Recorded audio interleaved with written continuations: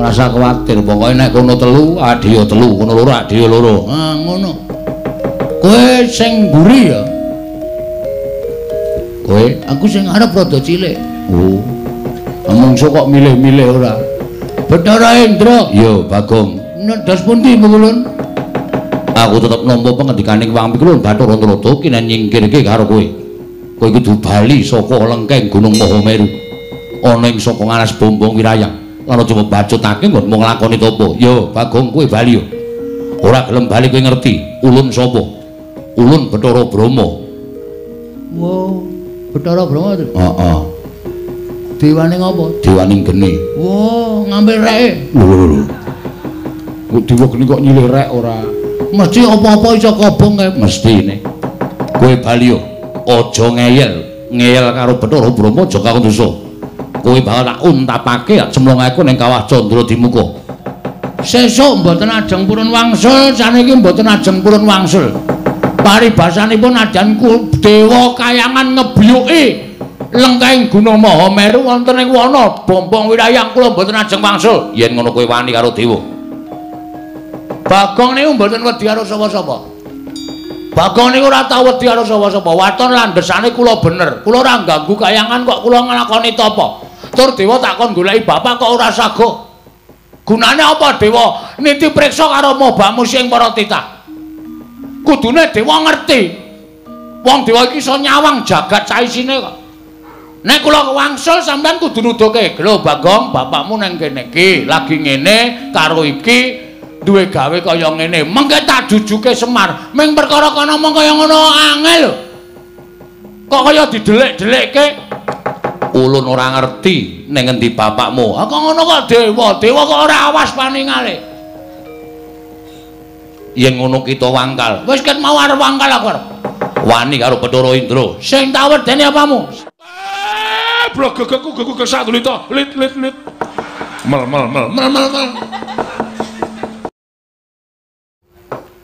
Narada Pukulun nganggo pukulun. Pukulun. Sarawuh paduka pukulun wonten ing wana Bombong Wirayang mriki. Pukulun Bathara Antarada kula ngaturaken sembah pambekti kula kunjung nggih Pukulun. Ah, kencang warudayang lak wong. Kok malah ngendang terus? Ora. Sebutane ngono kuwi. Ah, jan musuh Bagong iki nek ora tatak atine mesti rontok mau-mau. Pak Pong iki sebutane dewa, sebutane Pukulun Bathara Antarada. Wah, aku ngerti tak tundang ngono. Iya, Bagong, slamet tekaku ning Sambikala. Kita ngaturke bekti ulun tampa pangestu ulun tampanana. Kula pun ulun ya, Pak. Ulun ki wah iki angel rek iki nek ndelangke iki ngunek SDM rendah ning dhek sing SDM rendah dhewe. Ulun ki aku. Wo, kowe ulun, ha Petro? Lho,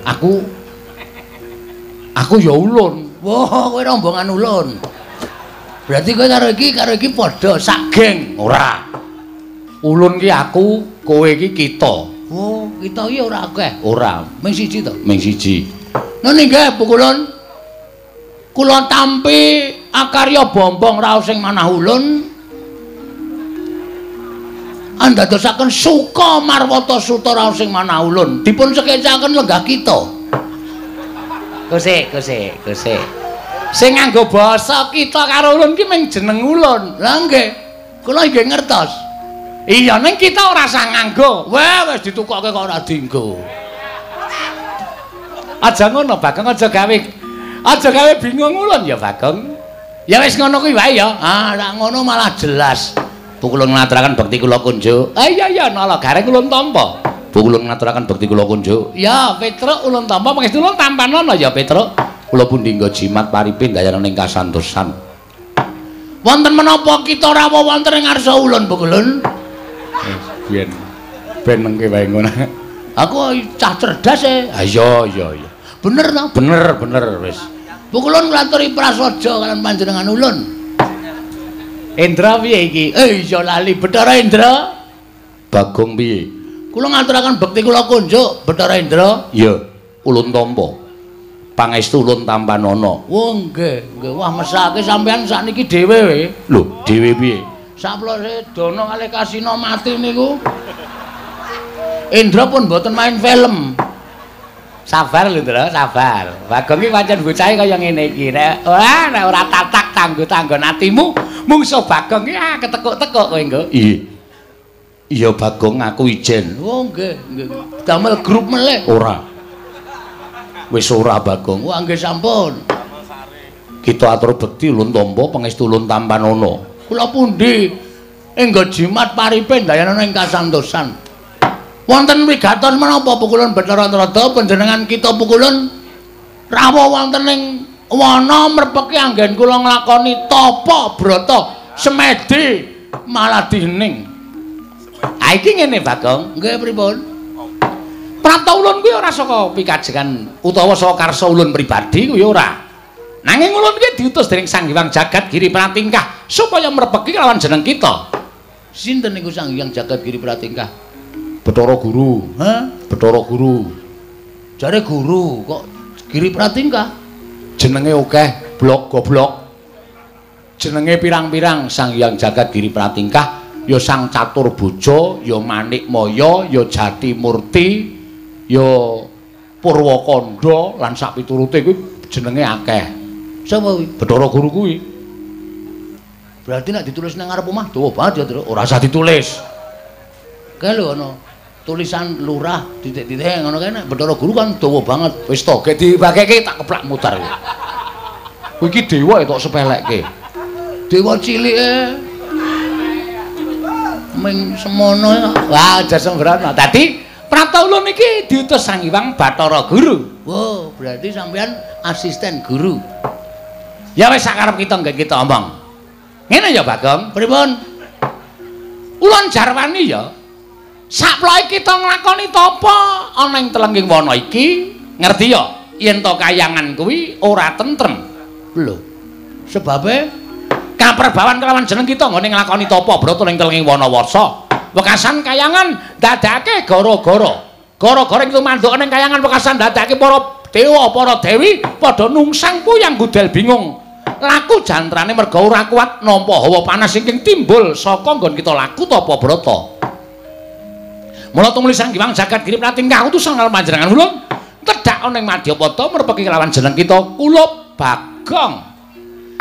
Ing atase jejering kita ki ming Panakawan, ming batur, ming kawula cilik nanging bareng Sekung Subrata nglakoni tapa brata. Wah, dalah kok gedhe dayane. Wah, nggih.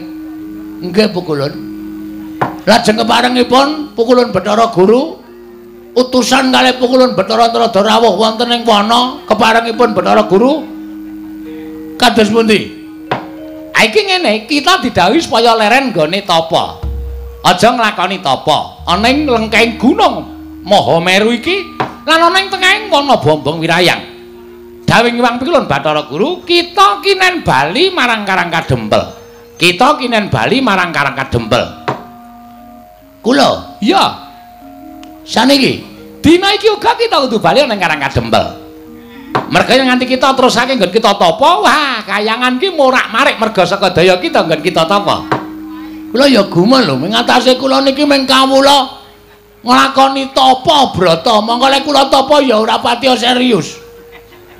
Kula niku tapa ya sok mangan kacang, ya sok mangan kuaci, nek kira-kira ngelih ya golek bedolan tela. Lah kok iso dadi geger kayangan niku nek mboten kebangetan dewane ora mboten mungkin to. Lho kok kebangetan dewane piye? Lah nggih no, ming sak kula tapa kok kayangan dadi geger. Lah kita ki jane tapa ki sedya kita apa to? Apa gunane dewa kok ora ngerti atine menungsa? Gong. Sabar kowe iki ngapa to? Menengo. Yo nek cah cilik ngene ora getak-getak. Tuman wae yaene kok klithian. Sesuk sekolah kok laene malah dadi wayang barang. Wah, jan aku ki nek ora jembar atine wis kapake bocah iki. Rabekno. Lho. Malah kon rabekke ora.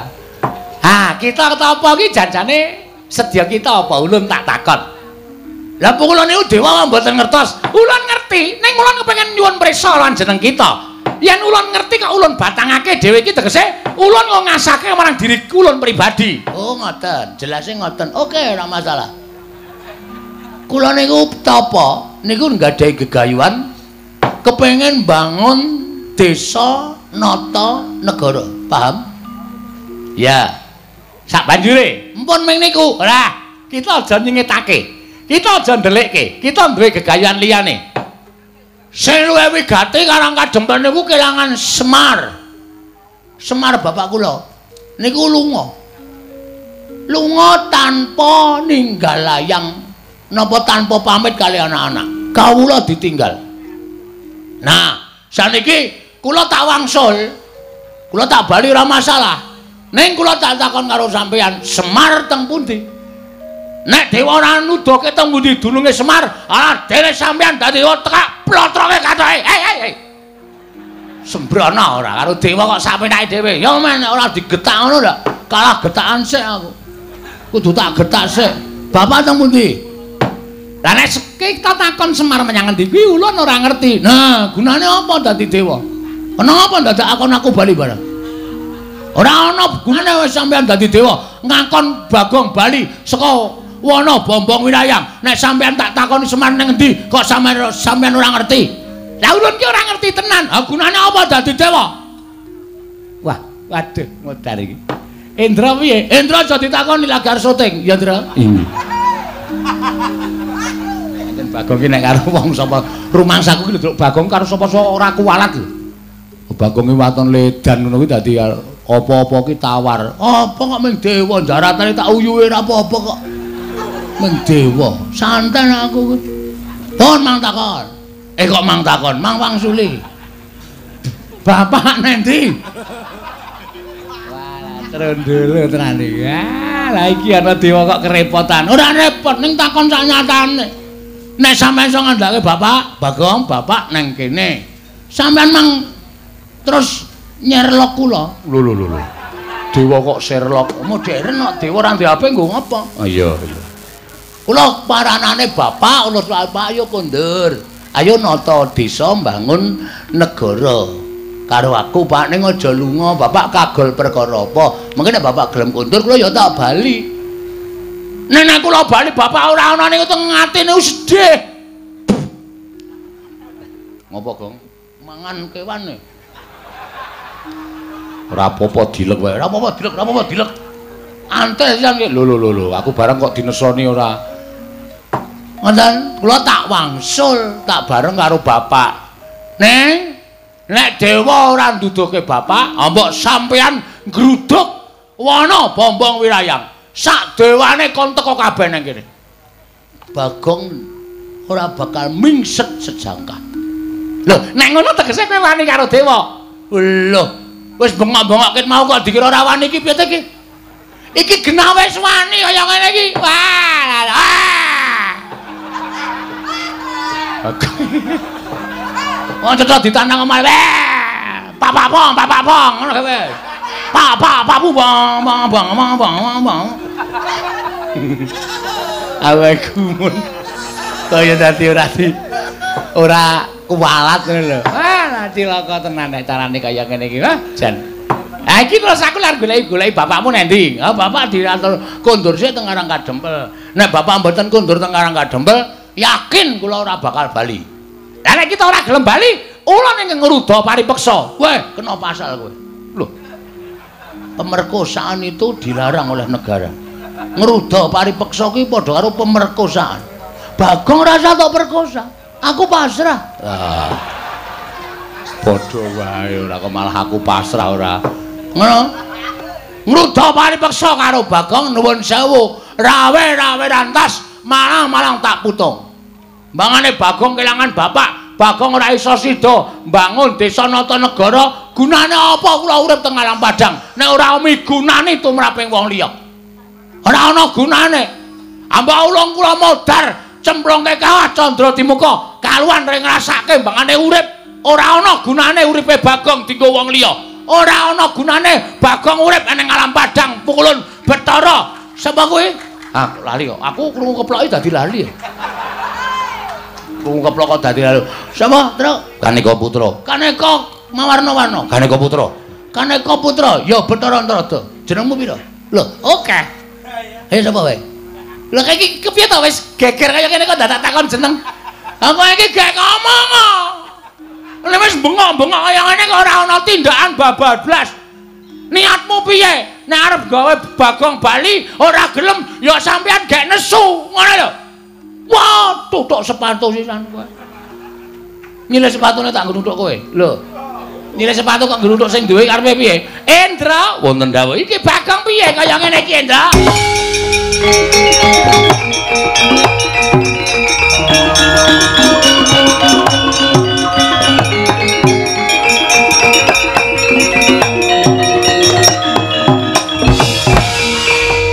Bagong. Non.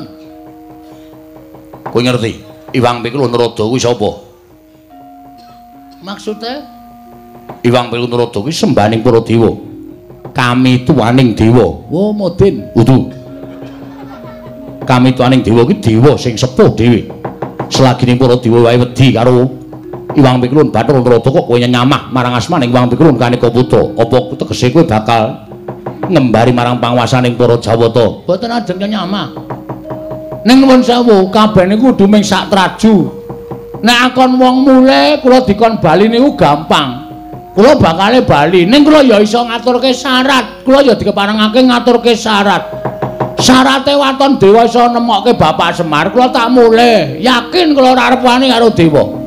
Ning nek Bapak Semar ora ketemu, mangke nyuwun ngapunten kula ya ora gelem bali. Yen kowe ora gelem bali kowe wani karo dewa. Nuwun sewu apa dewa ki ora entuk diwaneni ya. Apa dewa iki ora entuk diwaneni? Dewa ya menungso lho, Mas. Dewa ki mung ora kedunungan pati ning iso ngrasake lara, isih iso mangan, isih iso ngombe. Dewa ki dadi kapercayaning sing gawe urip nggo niti priksa marang mobahmu sing para titah. Aja dianggep dewa iki dhuwur dhewe derajate terus menang idak-idak. Wong cilik kaya Bagong ngene iki. Wah, aku kok merinding, Truk. Lambene turah kok wis aku. Aku yo tap-tapan terus. Ngono. Do mundur nek ora wani, ora usah do melu-melu. Lah, kowe nanti aku ora arep lunga. Iki bungkusanku. Iki rumangsaku aku malah bingung musuh Bagong. Pancen tak gawe bingung. Terus karep sampean pripun? Yen ngono kowe ora gelem bali. Mboten. Yen ngono kowe wani karo dewa. Mboten ajeng wani. Ning kudu dewa ya iso nuruti karepe Bagong. Ora men kudu karepe sampean sing dituruti. Niku kudune ora adil. Sampean niku piyais nang dhuwur, lenggah nang dhuwur. Sampean ya iso kudu nuruti kawula cilik kaya kula. Kula tak nuruti karepan sampean. Niku jenenge imbang. Ora sampean tok sing dituruti, ning sampean ra nuruti karepe kawula cilik. Niku mboten apik. Niku ora iso manunggal. Ah, pinter tenan kowe. Ayo apa kowe? Plembungke sisan kowe. Ha. Dewa arep diplembungke ora kecekel dope. Goleki ye, aja. Ngerti aku dope padake. Angger cah semono ki dope mesti cilik. Wes ngonten niku adile. Saiki ngene, kowe gelem bali apa ora? Mboten. Kula gelem bali nek Semar ya bareng bali nang Karangkadempel. Nek ora gelem bali aku ingkang rudha paripeksa karo kowe. Nek kula dirudha paripeksa carane cacing niku kepidak menungso ngolet ora ngrasake lara. Ning butuh males karo sing midak. Monggo cacing niku ora ndek perasaan. Nek sampeyan ajeng mula sara karo Bagong, kula menungso. Kula niku titah dimenehi perasaan. Nek nganti kula ngrasake lara, nek kula males karo sampeyan, sampeyan aja lara ati. Metu njaba. Piye? Metu njaba. Piye kowe? Dewa kok ora tanggung jawab. Mulane aman-aman bae wong tok-tokke njaba. Kaya ngono kok dewa lho, agi aku ora metu njaba. Kowe dewa metu njaba. Sendra metu iki rasa dadak kok kian gunung tanpa guna. Ora minggat larak, dia mau medal kula nututi karo sampean, Pak.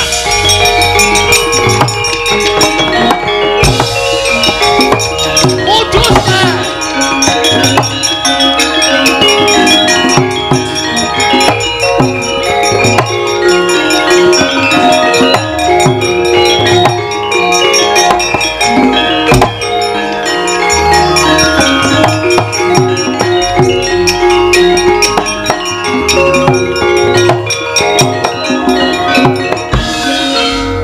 Nek kocluk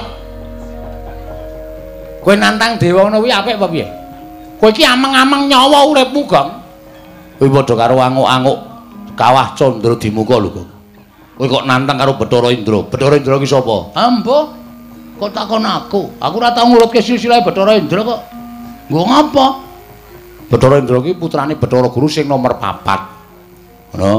Nek kowe wani karo Bathara Indra, mau nek nganti Bathara Indra ki ngajak kanca-kancane ruwang-ruwange dewa ngeroyok karo kowe piye? Mongko ana dewaning geni, ana dewaning banyu, ana dewaning angin, ana dewa sing tukang jabut nyawa. Aku ora wedi. Wis ta? Lah padha ngruyuk karo aku ora masalah, Truk. Tenan kowe ora usah kuwatir karo aku, santai wae. Santai. Tak pethone nek kowe ora gelem ngewangi tak pethone dhewe. Wis ta? Kowe siap-siap wae gareng bedah bumi. Lho. Petro ngabari setangga separo. Kon ngopo? Omong nek aku mati ngono wae. Aku iki wani kok ming pamit mati iki njur kekuatanmu nendi? Nek ya kuwi. Nun sewu ora ana ala tumama ning becik. Wis to, yakin. Kuwi kaya ngono kuwi digondheli wae. Ngono. Wong tumindak ala iki ora bakal tumama ning becik. Wis to. Dadi aku tumindak kaya ngene iki aku mbelani karo bapak, aku mbelani karo kawula Karang Kadempel, mbelani karo kawula negara Ngamarta sing kepengin tak tata lan kepengin tak bangun. Mula tak anggap niatku ki apik. Nek dewa mudhun ngagro-agro kekarepane Bagong ki padha karo dewane sing arep ngisruh karo aku. Lah, saiki mung kari gumantung lehmu nintingi sing bener sapa, sing luput sapa. Kowe saiki wong tuwa iso milahke. Nek sing tok arani bener aku ora usah kuwatir, bener ki ora bakal kalah. Ya sak karepmu ning aku ora ngewangi. Aku ora butuh tok ewangi kok. Kowe iki ora ndek kekuatan kok. Wis tanganmu ceko, sikilmu becik, matamu kira, matamu kuwi. Nek kakane kok matane kira ora. Ora, kowe iki ngewangi ya ora ana apa jenenge iki, apa undakane apa-apa. Nek Petro kuwi ngewangi karo ora iki aku rumangsa ana kekurangane. Kowe ngewangi ra, Tru? Aku wedi karo dewa kok. Hah? Kowe aku wedi karo dewa. Alah dene gagah. Wani ngeplaki sirahe bojone. Nek karo wong padha-padha lanang kok ora wani. Kok ngono kok. Walah. Ana tuku daster kono. Gek rok-rokan wae ngono. Karo dewa kok ora wani. Kowe wani apa, Kong? Sing tak wedeni apane? Terus iki piye? Tak pethuke, ora usah kuwatir. Kowe do ngasuh kono. Ya. Ngasuh ya? Ya. Engko nek kowe mati, aku gotong nggo bali. Oh iya. Ngono wae pakaryanmu. Nek aku menang kowe melu gleleng. Oh iya. Penak ta? Heeh. Ora rekoso tur kepenak lemu tumandang. Ya. Kono gareng mulih kono. Nek kowe mati, wis ora usah mikir aku mati. Wis to, ora nek mati. Aku nek mati yakin wis to, wis ora usah kuwatir.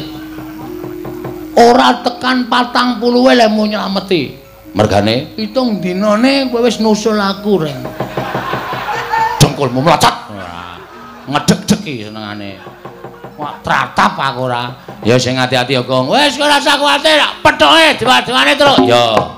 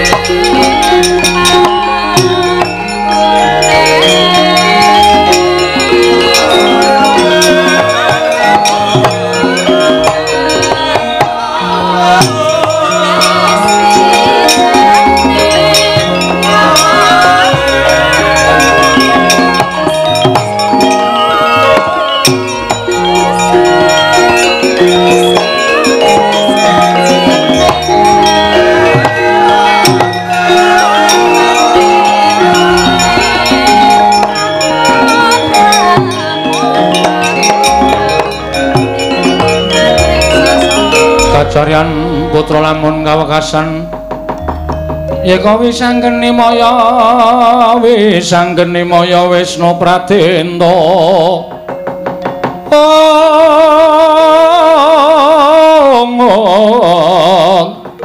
Wis anggene maya Wisnu Pratenda.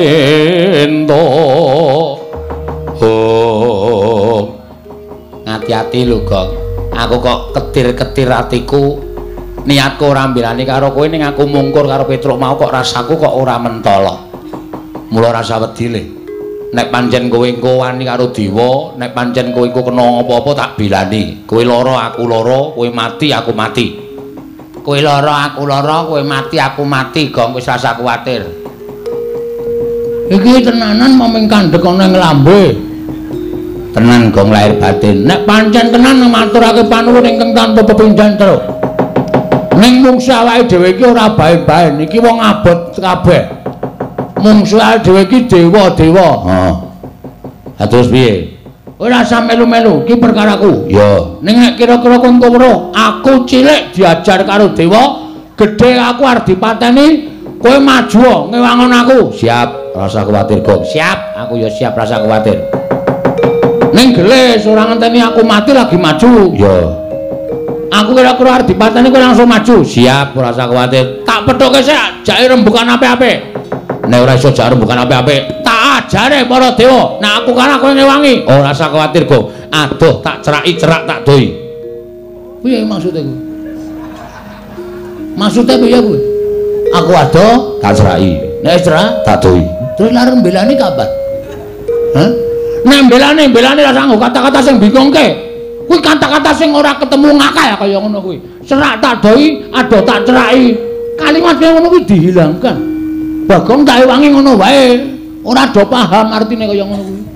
Oh iya, iya. Sadar ora? Iya, iya, iya. Gareng nggawa gaman kowe awakmu cilik. Tangane cekor sikile becik. Nek kira-kira aku kena apa-apa, maju. Wis ora usah kuwatir. Kowe karo aku iki pinter aku nek gelut timbangane kowe.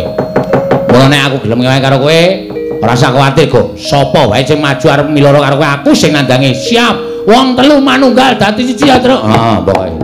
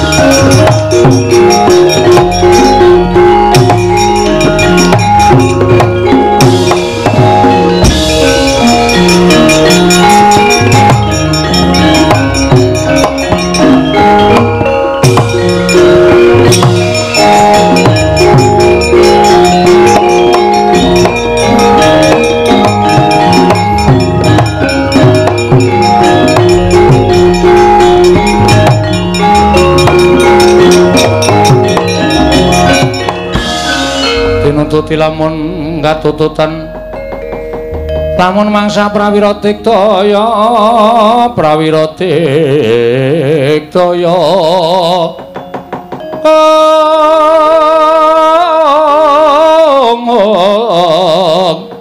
ora nggono magawe glarira wang-wang.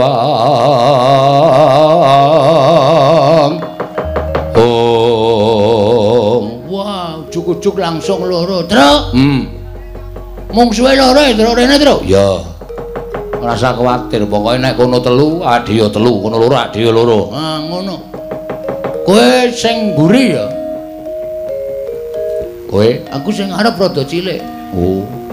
Mungsuh kok milih-milih ora. Bathara Indra. Ya, Bagong. Ndas pundi Mukulun? Aku tetep nampa pengendikaning Wang Pikulun Bathara Narada kinen nyingkirke karo kowe. Kowe kudu bali saka lengkeng Gunung Mahameru. Ana ing saka ngaras bombong wirayang lan aja mbacutake nggonmu nglakoni topo. Yo Bagong kowe bali yo. Ora gelem bali kowe ngerti ulun sapa? Ulun Bathara Brahma. Wo, Bathara Brahma to? Heeh. Dewane ngapa? Dewaning geni. Wo, ngambil reke. Lho.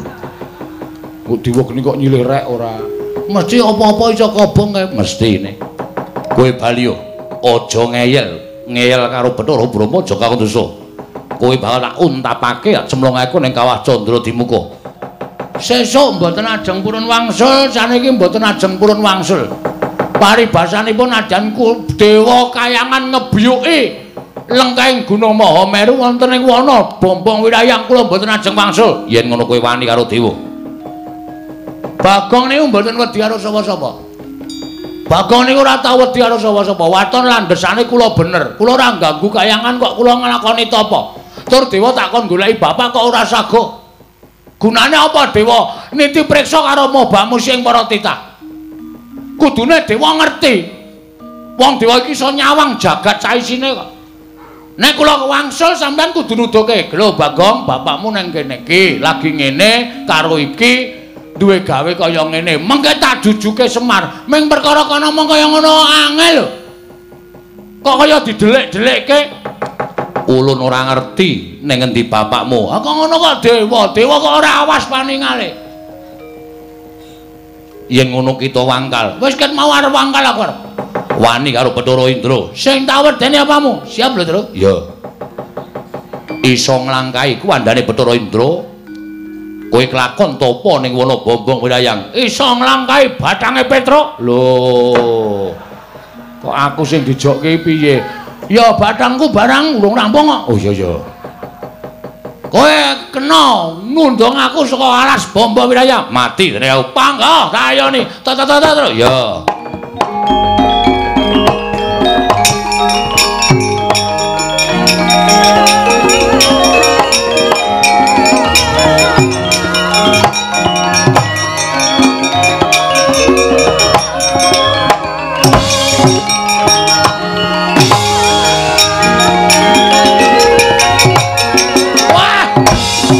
Melayu.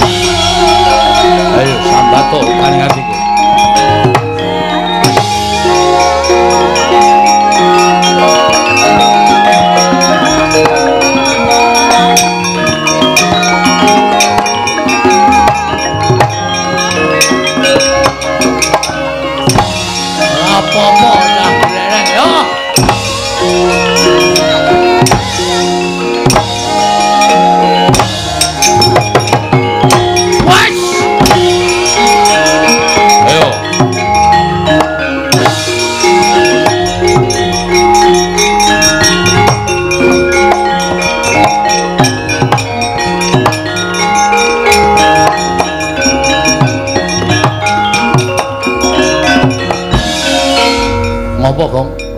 Kok kaya wong girap-girap? Asem kok dewa iki ampuh tenane. Ampuh piye? Ngantem aku dies mumet aku. Jambak rambutku diantem raiku diel. Kontal aku ora masalah. Bathuk menyonyo ngono kok. Ha iya ditonyo Bathara Indra. Kedua aku ya dicandak sirahe jebleske lemah diek tak ampet ora apa-apa. Sing ketiga aku wis kulino diantem Bathara Indra. Heeh. Diantem nggon bathuk tuwok ngono aku mecicil. Ora apa-apa. Candak siraku jebleske diantem meneh aku ora apa-apa. Ana kesempatan, Tru. Tak candak tangane setak dunke sit. Lah kok ngantem wis kaya tenagaku atoke kabeh. Bathara Indra gletak dengkulmu atas. Lah piye? Ora kena. Lho. Ora ora kena. Ora kena. Kayane kena ning ora kena. Kuwi jenenge aji lembu sekilan. Ketoke kena ning kurang sekilan. Dewa iki do goblok lho. Aku duwe aji lembu sekilan kowe tak guang kok, Tru. Mergane, wah, kowe nek duwe mesti getun kowe. Kayane kena ning kurang sekilan. Getun aku. Tak buang kok ya isih do dienggo. Lho, gunane ngono kuwi saiki delok. Kowe ngantem ora kena to. Wah, iki mati tenan awake dhewe, Tru. Ah iya, dewa wis tak omongi ampuh kok kowe ngeyel. Ning mesti ana kelemane, ana pengapesane. Aku yakin sak ampuh-ampuhe wong mesti ana pengapesane. Sak apes-apese wong ning kadang kala mesti duwe kekuatan sing ngedap-edapi. Tru, mbok kowe omong. Nek wis tau domongi bapak aku dikandani. Kekuatan kelemane dewa iki endi? Nek jarene bapak lho, jarene bapak biyen jaman suwe banget aku tau dikandani. Nek kowe mungsuh wong utawa sing derajate dhuwur, kuwi aja ngungkuli karo derajate wong mau. Tegese kowe nggonono lekmu dadi kawula. Kowe mungsuh dewa, dewa kuwi papane ning kayangan nggon, Gong. Nek nganti kowe ngantem dewa kok nggon dodo apa nggon rai, ora kena. Merga pancen wis mesti derajatmu ki sak ngisore dewa. Terus jarene bapak nek mungsuh wong sing didaya kaya ngono kuwi ling ngantem dodo medun. Kene ngene. Meteng mesti kena. Kene mesti kena.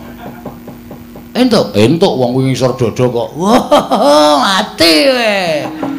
Wis ngantem sak tutuk-tutukmu acan, ndak slentrek ora mules, aja tundang bakong lekane.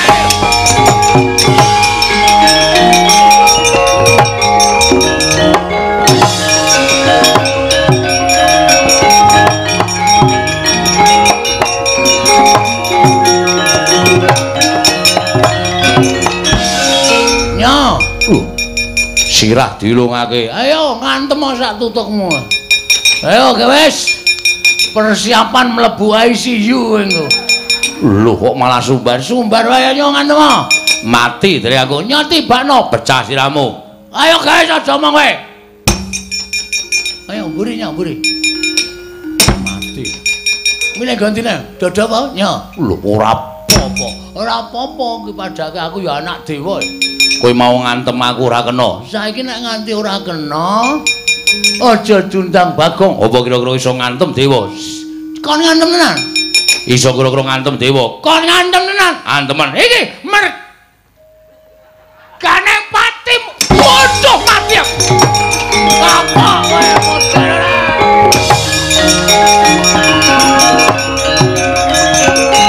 Mati ya. Waduh.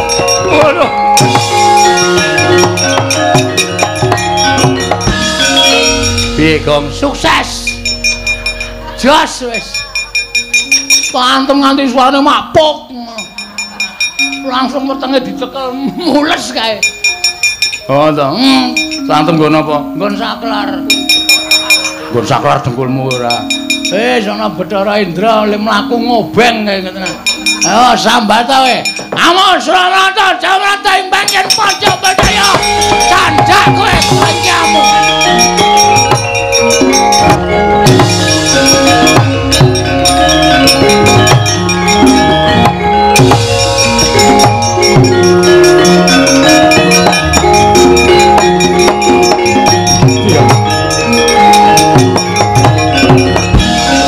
Kakang Bathara Indra mundur mbrangkang. Waduh, mati aku Bagong kok ngerti keringkiane dewa. Lho. Kakang Bathara Indra dikapake. Wah, edan yayi edan. Nginceng sak penake dhewe. Le ngantem dipol-polke wong nang weteng semengkring rasane. Waduh. Wis kono maju aku tak ora maju. Belum mlaku kenapa kuwi? Wah, loro banget. Kena kain kuwi loro banget. Bagong gugu karepe dhewe. Wani karo Bathara Brama tiban daya kemandenku kobong awakmu mbuh dadine poho kawan.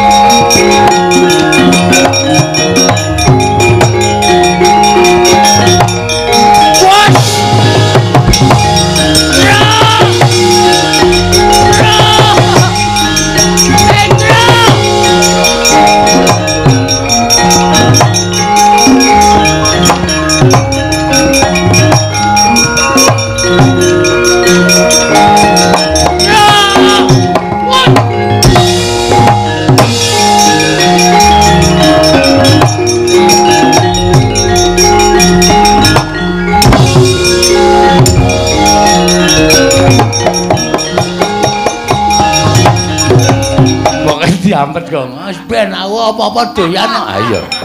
Canggleleng kok. Hei, Bathara Brahma rene kae. Yo, aja ngubal-ubal genimu kowe mah.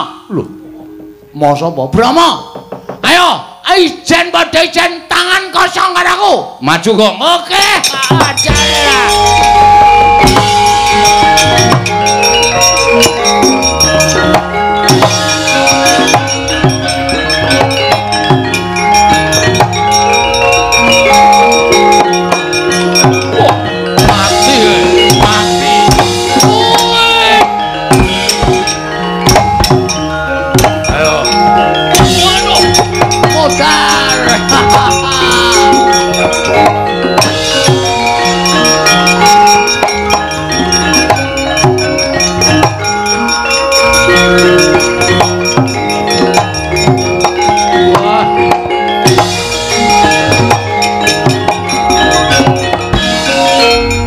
Bathara Brahma mundur.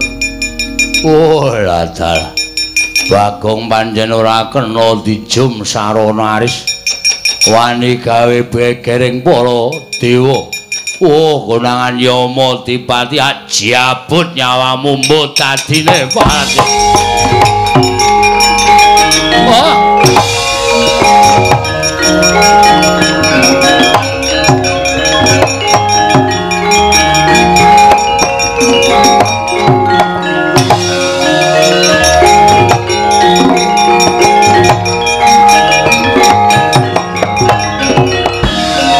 Siji iki apike awake dhewe mlayu kok. Ki dewa tukang jabut nyawa.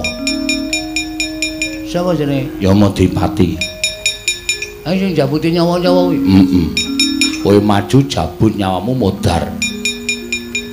Ki nek siji iki awake kudu mlayu, nek ora mlayu mati tenan. Minggir, Gong. Kowe kena dikandhani ora to?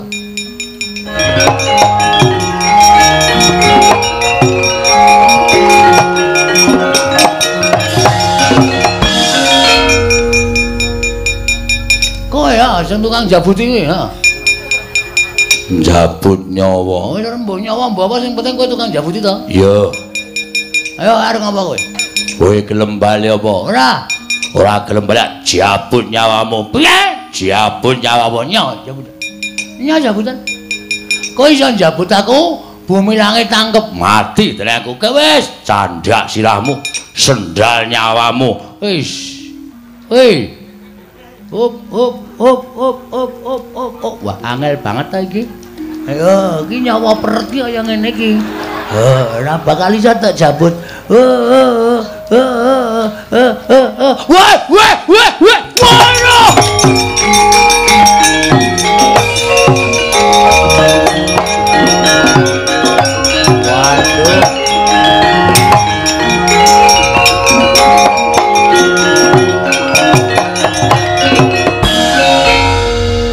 Dipati kok bagus.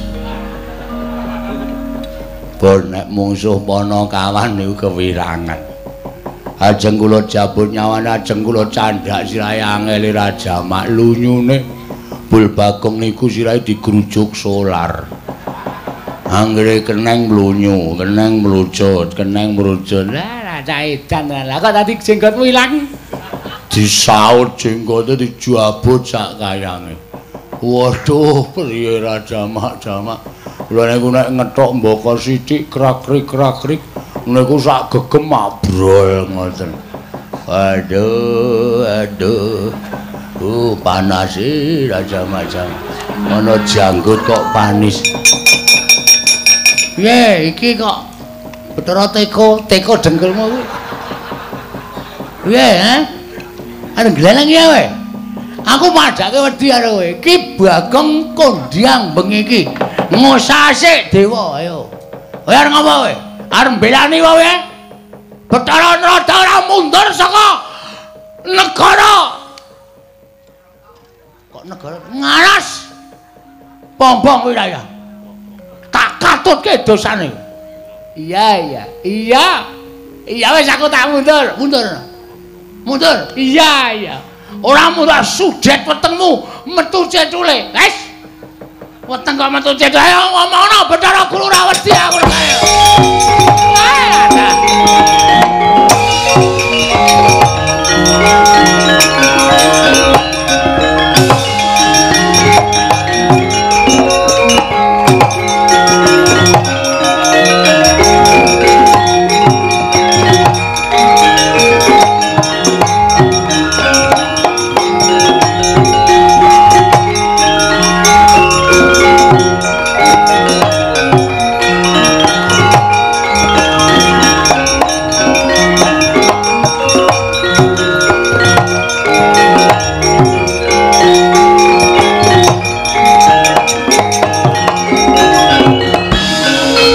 Kakang Rada kuwi sedaya para putra-putra Jawata nungsang puyang godel bingung sami kendang kapracondang menika kados pundi dalah Bagong berguguk nutawaton boten purun wangsul dhateng arah kadempel piyambakipun pilih tapa wonten telenging wana bamba wirayang wonten lengking Mahameru ingkang dipun suwun Bagong purun wangsul ning kedah sareng timbulipun Kakang Semar Badrana ya mongko Kakang Semar boten dipun mangertosi wonten pundi papan dunungipun ngantos dados daretantaraning para dewa kaliyan pun Bagong ning eling-eling gandeng Bagong menika pancen wong dugal kewarisan dewa bubar maut boten kanten-kantenan kula semangkaken dhateng Paduka Pandhara Guru Bagong kita kena ulun nilikake apa ora apa kawan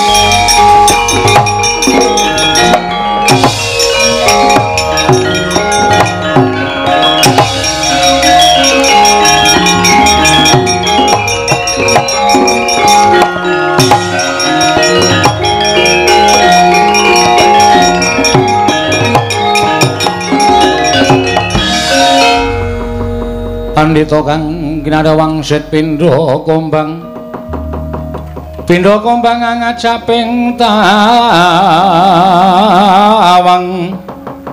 susu angin ngendi nggone Truk sapa iki Truk Bathara Guru Bathara Guru koyane wis menyang lho muridé dorong teka kok wis teka Bathara Guru dewaning para dewa ya kluthuk totok sisan sing dadi sing tak tandantani tangane kok papat ya Truk ora apa-apa Bathara Guru kok wah adus suwi keleke papat lengosoki suwi ya ben iki senengane karo Bagong Ponokawan Bagong wonten dawuh kula kita ngerti ulun sapa nggih kula ngertos Paduka Pukulun Bathara Guru kita kuwi ngerti ulun sapa sesembanipun para titah ulun dawuh kelawan jeneng kita lumantar Kakang Rada kok kita ora ngestoke nuwun sewu Pukulun kula dereng purun wangsul sebabe Bapak Ical lho ilang kena ngopo mboten ngerti lali deleh hus lali deleh ora bapak iki menungso heeh pokoke murca saking Karang Kadempel kula pulun wangsul mergo kula ya digegawan kepengin bangun desa bangun kutha iya ning kudu bareng karo Bapak Semar nek Bapak Semar mboten kondur kula ya ora arep mulih kita ngerti kita laku tapa ning wana Bombong Wirayang kuwi gawe geger kayiwangan. Mula tumeli ulun urusan kelawan para dewa ngundurake kelawan jeneng kita. Kula mboten purun wangsul, kita wani karo ulun. Mboten. Lah kok kita emoh bali. Tesih kerasan teng mriki. Kita bali yo. Mboten Bu Kulun. Yen kita ora gelem bali tegese kita wani karo panjenengan ulun. Nyuwun pangapunten nek panjenengan pun dikon kaya ngoten monggo mawon. Ning kula mboten ajeng wani kaliyan dewa. Ngene wae Bagong pripun yen kita kuat nadhahi daya kekuatan ulun kita bakal ndak keparangake topo ning Bombong Wirayang nah yen kita ora kuat nadhahi daya kekuatan ulun kita bakal kendang kapracondang mbuh menyang endi tibane yen perlu tiba kita bakal dadi sarana tekaning pati pun ngoten mawon malah prayoga Gong ora edan kowe iki piye to Gong menenga minggat bae kono udar kowe Truk nek bapak ora mulih aku mati ra apa-apa Truk wis kono kowe mulih kono ngurusi anak-anakmu kono Aku tak mati ra apa-apa. Ning nek kowe mati tenan aku kelangan. Wis to, santai. Rasa kuwatir engko bapak kon gojek karo simbok men simbok meteng meneh. Engko terus anak-anak aku kaya aku ngene iki, ngono kuwi. Rasa kuwatir to? Moh, aku moh Gong. Wis, kowe nek ora gelem minggir malah tak nesoni lho. Kono mulih kono, Gong. Wis santai wae. Arep tak rasake kaya ngapa to kekuatane Bathara Guru iki. Iki ku jane ra ndek kekuatan. Nek ndek kekuatan mesti dadi Bathara dosen. Hus. Iki kan mung guru terus gajine ra mundak-mundak. Ketiban guntur geni guntur angin. Embuh tibamu Panakawan Bagong. Pun mang tibake nek pancen ajeng nibake guntur geni guntur angin pun monggo. Kula ikhlas mati ora apa-apa Bu Kulun. Kene margane pati kita Panakawan.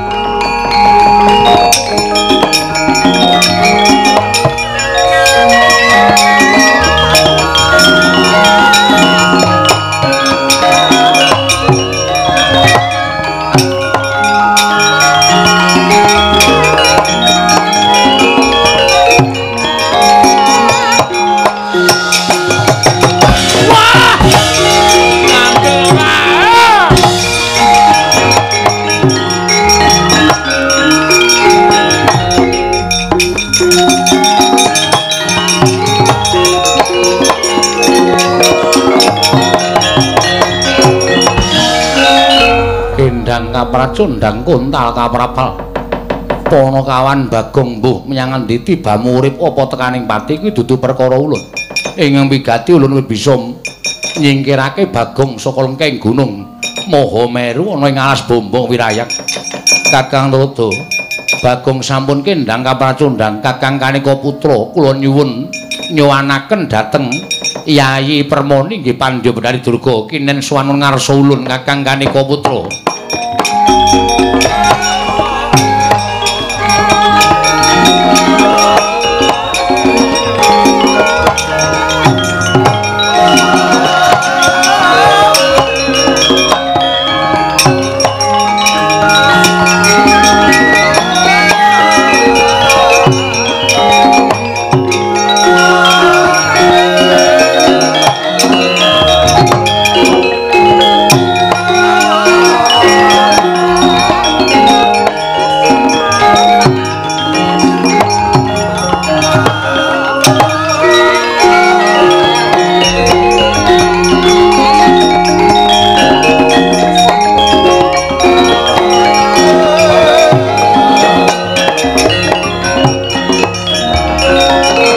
Pandhawa tata Gatiwisraya Indriyaksa Sara Maruta Pawana Bana Margana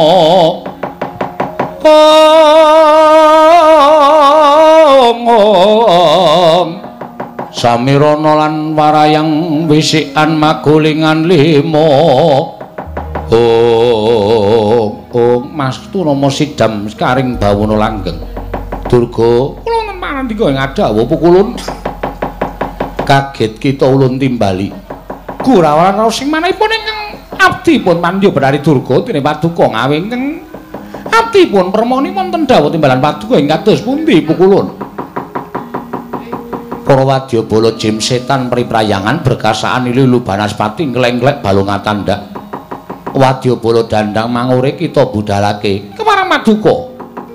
Mapan ana ing Karang Kadempel mumpung Kakang Semar utawa Kakang Ismaya linggal saka ing Karang Kadempel ninggal Karang Kadempel. Panakawan uga ora ana mapan ana ing Karang Kadempel.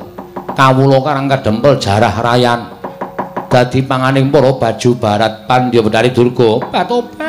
Topan ngaturaken panuwun ingkang tanpa pepindhan kula dene paduka sampun maring tedha dhateng para wadyabala berkasaan. Ora usah kakehan gunem sing tanpa guna.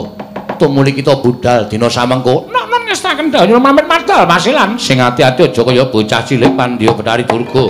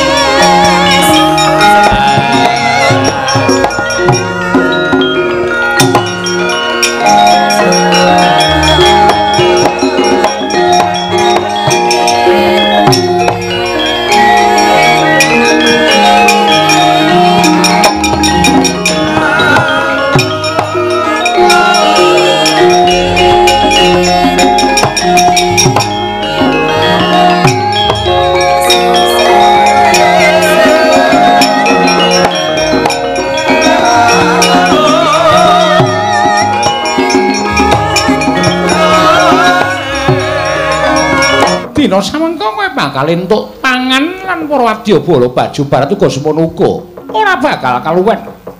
Merga wantur timlaning Wang Pikulun jagat giri pratingkah dawuh karo panjenengan ulun. Yen to dina samengko Karang Kadempel ditinggal dening Kakang Semar. Malah majane uga ninggal Karang Kadempel. Mula wektu dina iki ana kalodhangan ingkang becik banget ya Jaramaya.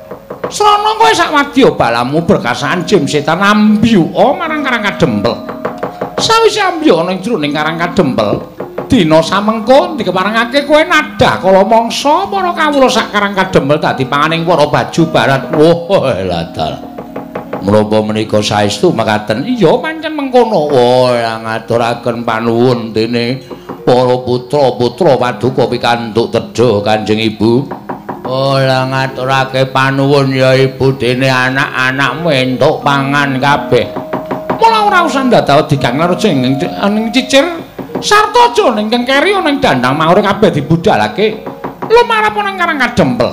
Dina samengko diwarake mangan kawula sak Karang Kadempel. Oh, ladalan nyuwun pamit matal pasilan. Sing ati-ati aja ya bocah cilik Jaramaya.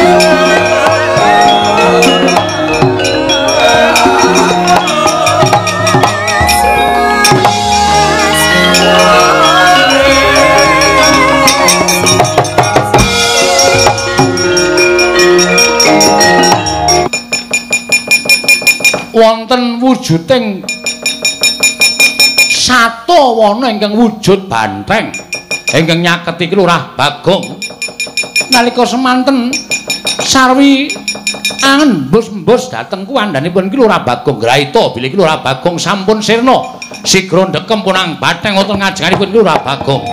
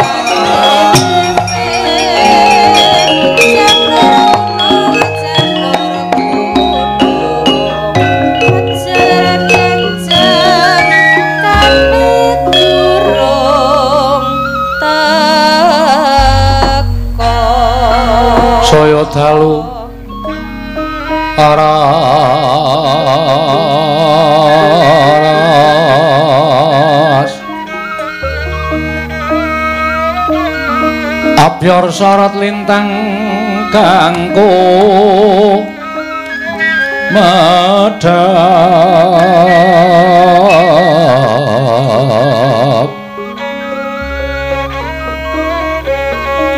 tete sonya madya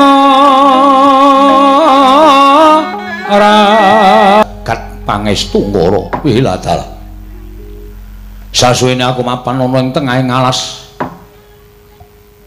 pinarengake dening para Jawata tunggu ana ing alas kene. Suwene ora tau weruh ana jalma menungsa ingkang mlebu jroning alas. Lah kok iki ana kuwanda ingkang gumlethak. Mapan ana ing tengahing alas mongko ndawes padake tatu ingkang aran Kranjang merga kena watu ingkang mapan ana ing telenging jurang.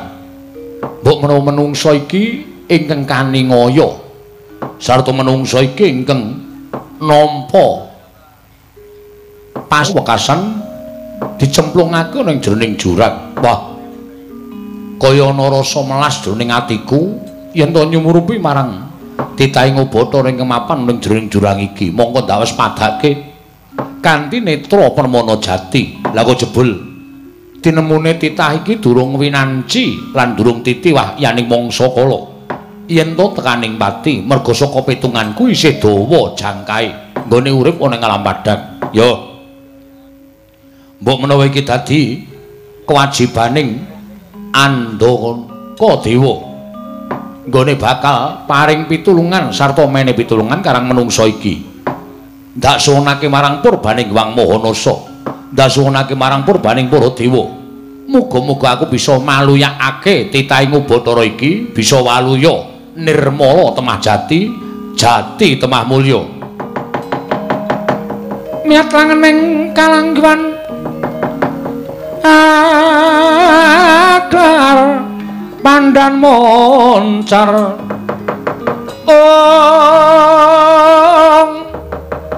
tinoner kekonang surem sorot etan padang kasor lan pacaring purnameng gegono dasari mangsa katiga kocap kacarita nadyan wujud handaka parandening mangke kasinungan kasektèn linuwih tanpa beda selama ing jalma menungsa sigra nyaketi Kilurah Bagong nandhang raga dataniling Purwodaksina sedaya tatu dinilat dening Ponang Andaka nengging aran Andaka Dewa saged waluya nirmala temah jati jati temah mulya Kilurah Bagong kagyat kadra wekasan nengging Kilurah Bagong wau lang-langing tuya mangungkung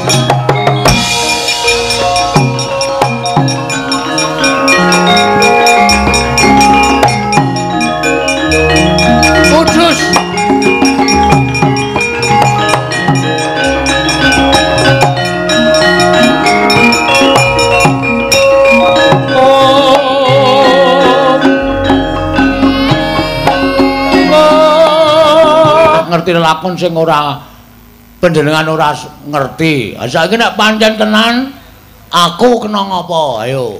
Nek ora iso mbedhek sampean ngendika niku mung goroh kabeh. Ya, yen pancen kita njaluk ulun ingkang batang lelakon kita, ulun bakal batang. Nggih ampun isih urip kok arep batang. Gus iki. Tegese batang kuwi merdekake apa ingkang lakon lan kita lakoni. Lah ra ngoten. Napa kula kenging napa? Kita ingkang sekawit tapa ning lengkeng Gunung Mahameru ana ing alas Bombong Wirayang. Nanging ora dikeparengake dening para dewa. Wekasan kita Pancakara kelawan para dewa. Nalika semono para dewa padha kendhang kapracundhang kuntal kaprapal kalah kelawan jeneng kita. Wih lah bener kabeh. Terus kita adu arep karo Bathara Guru, kita kena daya pangaribaning Bathara Guru ya kuwi wujuding pusaka guntur geni guntur angin. Kita kendhang kapracundhang tiba ning alas kene, kita tekaning pati. Oh, nggih matur nuwun. Cocok kabeh nek ngono sampean pancen banteng sing ampuh tenan. Yo, diparengake dewa pancen dadi banteng sing digdaya. Syukur. Kula ajeng takon. Takon apa? Sasuwene kula lungeni bojo kula aman-aman mawon mboten. Soale kula ngerti Gareng niku seneng kali bojo kula. Dadi kula kuwatir kula tapa niku ya atine menak-menik tenan. Engko nek Gareng terus wirawiri nggawa apa pit Jawa nika? Ora, Bagong, bojo kita kuwi setya kelawan jeneng kita. Weh, laedan. Lahir batin. Kok tau ngrujuk ember kula? Merga saka nggonmu kebangetan ninggal kelawan bojo pirang-pirang dina ora bali nganti bojomu nesu. Ning yen ditonton saka katresnan, bojomu kuwi lahir batin tresna kelawan kita. Wis tau sedeng? Durung. Wis tau selingkuh? Durung. Sing wis tau selingkuh bojone Gareng. Wow. Mula kok bojone Gareng anggere sore le macak lambene nganti kaya wong mamah godhong jati. Abinge ra jamak-jamak. Karo sapa? Karo Semar. Weh. Tak sudet tenan wetenge Semar nek pancen Udu. Pokoke kita ora perlu ngerti. Nggih, matur sembah nuwun, matur sembah. Aman nggih pokoke? Iya. Ah sak banjure nek pancen sampean ngerti niat kula niku jane pripun? Bagong, wonten dawuh yen kita bakal bangun desa nata kutha kuwi sayekti panjangga ingkang becik. Nggih. Ning gandeng kita kuwi mung ijen ora duwe kekuatan sabab Semar lunga saka Karang Kadempel. Lho, sampean ngerti bapak kula bareng to? Ngerti. Wo Raden bandeng ampuh tenan iki. Iya, Bagong. Nggih. Tulung nggih. Anu napa? Nek sampean pancen ampuh tenan sesuk Bupati ale wakile bupati didadekke pisan nggih. Iya, ulun dadekake. Nggih, matur nuwun. Ampuh tenan. Iya, Bagong. Lah terus bapak lunga? Iya, bapakmu lunga. Lungane teng pundi? Aku ora wani nuduhake merga iki isih sinengker dening panguwasaning dewa. Wo. Lah terus gegayuhan kita ingkang kaya mengkono mau sayekti ora bakal bisa kelakon yen tanpa wong atuamu. Nanging uga ora bakal bisa kelakon yen to tanpa pambiyantuning para Pandhawa. Pandhawa kuwi bendarane wong atuamu. Ngene Bagong. Wong kang bakal bangun desa, bangun kutha kuwi sayekti kudu gumolong manunggal tetunggalan antaraning bendara utawa kawula. Ana ingkang nyebut manunggaling kawula lawan Gusti. Kawulane manunggal kelawan Gustine tetunggalan sengkut gumegut padha bangun desa lan bangun kutha. Kamangka dina samengko tumrap aku bendaramu Pandhawa kuwi nedeng kelimput. Sebabe ing atase pamomonge ya kuwi Semar Badranaya lunga saka Karang Kadempel. Lah kok dadi para Pandhawa ora gumregah, para Pandhawa ora budidaya, para Pandhawa ora sumedya ngupaya menyang dununging Semar Badranaya. Malah enak-enak kapenak lenggana ing negara. Kanthi cara mengkono cetha yen to Pandhawa durung bisa manunggal kelawan kawulane ingkang diwakili dening Semar Badranaya. Mula kang sangka kuwi wajibe Pandhawa kudu dielingake, wajibe Pandhawa kudu diumutake. Terus sinten sing ngajeng ngemutake para Pandhawa? Tanuli kejaba mung kita Bagong, merga kita ingkang wani kelawan para Pandhawa lan kita ingkang wani matur apa anane marang para Pandhawa. Yen Pandhawa ora dielingake, mengko mundhak kebablasen. Kanthi yen to nganti kebablasen kita ora kelakon bangun desa lan bangun kutha Panakawan Bagong. Gonjang ganjing langit kelap-lapaton lir kincanging risang mawe gandrung Waduh jan pundhen kula Andaka Dewa panjenengan pancen wasis tenan. Iya. Jalaran lamun Semar ora timbul dadi wakiling para kawula, sayekti samengko apa ingkang kita jangka ora bakal kasembadan. Panjangka kita kudu nyuwun palilah kelawan Semar Badranaya apa dene para Pandhawa. Terus niki apike pripun?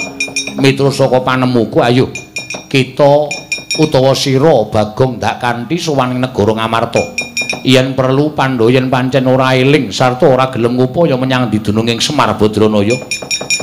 Bagong ndak keparangake ngamuk ana ing negara Ngamarta, aku ingkang bakal anjampangi sarta menehi kekuatan kelawan sira Panakawan Bagong. Ridho mangawur-awur wurahan tengaraning ajurit. Gong maguru gongso tetek kaya butula. Ning nek kula kaya ngeten iki napa mboten dianggep mengke kula ajeng mengkudeta para Pandhawa? Ora. Kita aja wujud Bagong. Terus kula wujud napa? Manut karo panjenengan ulun. Kita bakal ulun salini. Salini wujud napa? Mantenga ciptamu Bagong. Ndak suwunke marang panguwasaning dat kamuring dat muga-muga sira isa aja wujud kaya dene wujuding Bagong. Oh nggih, ngestaken dawuh Sang Andaka Dewa. Lang-langing triya mangungkung.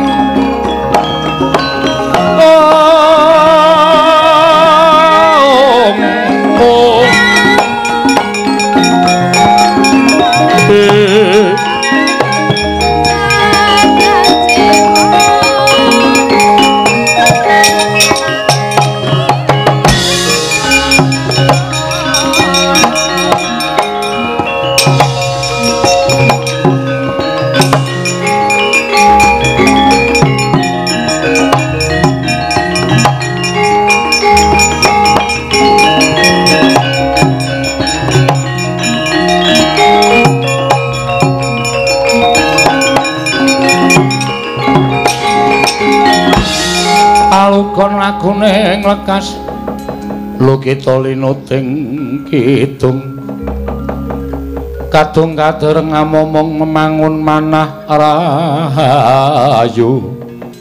Bagong wonten dawuh jane bakal ulun salini wujud satriya ning jebul raimu angel dipermak. Wis jan cilaka iki. Awake wis wangun kaya ngene, raine ra iso dipekonah. Niki ra iso digawe pripun-pripun. Ora iso, raimu kuwi paten. Waduh. Cilaka ki cor-coran kok ya. Oh lah, terus pripun? Kita wujud satriya. Nanging kita bakal gampang kadenangan mergo ya mergo raimu ingkang angel dipekonah mau Bagong. Pun mboten apa-apa, sing penting gleleng ngono wae. Wis ora masalah ngene iki. Terus kowe bakal dadi kadang tarunaku. Nggih. Aku Andaka Dewa, kowe Andaka Murti. Wah, gleleng iki. Mungkin pun bubar karo rasa diganti nggih. Lho. Pun ngenten mawon kula tak bali tak gandrung bojo kula. Balung kiren bakal Jombak gunung tenang wong gleleng pokoke. Nek wis rampung kita bali kaya wingi une. Wah, cilaka iki awis glelenge kaya ngene. Terus keparengipun ayo mangkat menyang negara Ngamarta. Pandhawa ora gelem ngupaya Semar Badranaya, aku lan kowe ngamuk negara Ngamarta. Monggo kula numpak sampeyan. Hus aja. Mlaku dhewe-dhewe. Mlaku dhewe-dhewe. Wah. Mungkin nek ditakoni wong teng dalan disarde pinten ngoten pripun? Kula darani nggawa sapi metal tak gudak ndasmu lho Bagong. Nesu bantrenge. Endi nyang kok nesu ora? Aja sembrono, mengko ndak kualat karo aku. Oh nggih, ngestaku mangkat dina iki. Semawi, Pak. Semawi kula dherekaken aku bablasane cangkeme. Ya, aja kaya bocah cilik. Ampun gedhe dinake bocah cilik. Mangkat karo aku Bagong. Monggo kula dherekipun Andaka Dewa, Yayan Danamurti ya.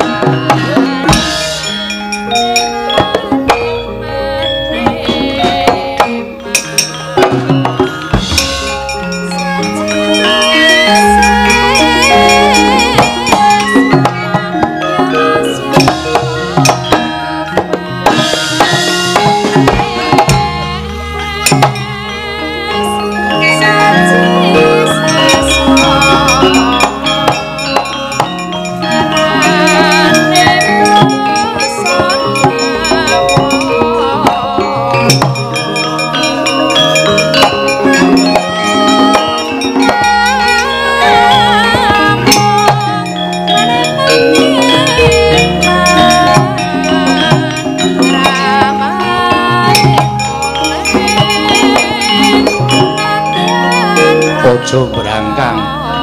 Padha-padha kewan kita menungso. Oke.